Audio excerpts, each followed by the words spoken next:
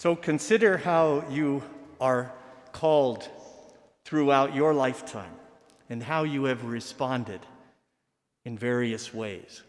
When I was little, for example, I remember being called by my mom, and if in a certain way, I knew I'd better respond right now.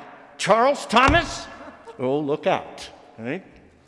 In those younger years, friends would call. Can you come over and play? Oh, sure, yes, of course, yes. Then there's the call of that special love who might have a pet name for you, like Honey, or Sweetheart, or Poopsie, or whatever it might be, right? Something that touches you, that gets you to respond from your heart. And there's another sort of response at the call, say, of graduation. When names are being called one by one to walk across the stage. I remember sort of proudly anticipating hearing my name, ready to walk, and hoping they would pronounce my name correctly. There's a special response that many of you give when you are called Mom, or Dad, or Grandpa. The first time I was called Father, I think I turned around to see who they might be talking to, But the response I give to that call is yet again different and unique. Jonah hears the call of the Lord and runs away. He runs so far as to get on a ship, to get thrown overboard by the shipmates who thinks he's the cause of a terrible storm, to get swallowed up by a big fish, to get finally spewed out of that big fish onto the shore. The part of the story that we hear today is when the call of the Lord comes to Jonah the second time, when he does what he's asked. And the people changed. In this wonderful mythical story, lives were saved because he answered that call. St. Paul heard a powerful call. Saul, Saul, why are you persecuting me? Right? And Paul was startled by the call of the Lord and changed his whole life. In turn, he called others with a sense of real urgency. When he says the words we hear today, those having wives act as not having them, he's not saying, go out and start dating.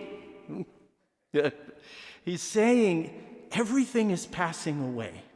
Focus on one thing, Jesus Christ.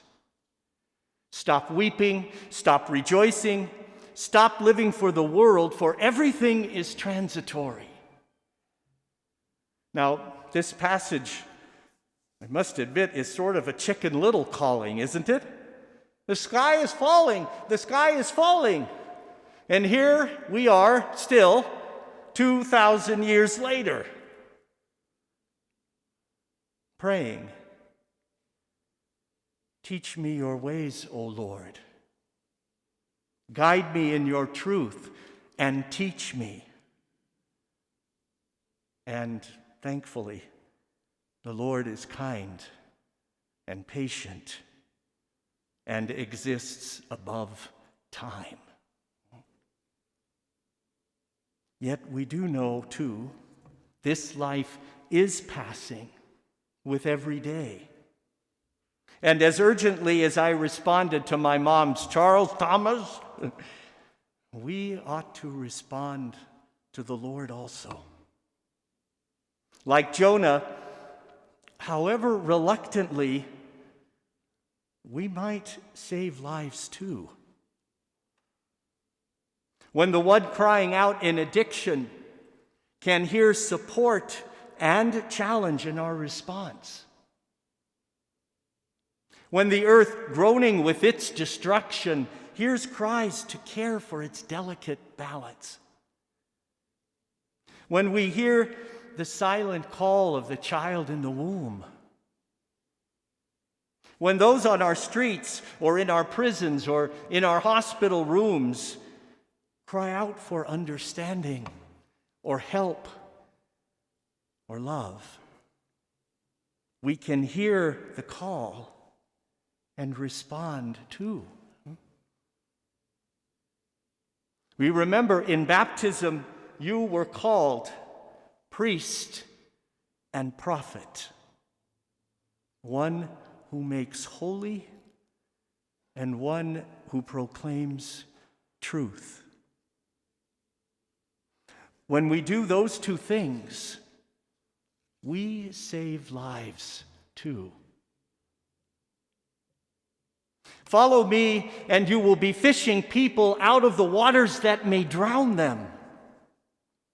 You may even save your own life from those waters. No other call is explained like the one Jesus made. They abandoned their nets, they abandoned their father, they abandoned their livelihoods, for they heard the call as something urgent and more important than anything else. At the second call, Jonah changed and saved lives. The apostles and Paul changed their lives and saved souls. Are we listening? And are we ready?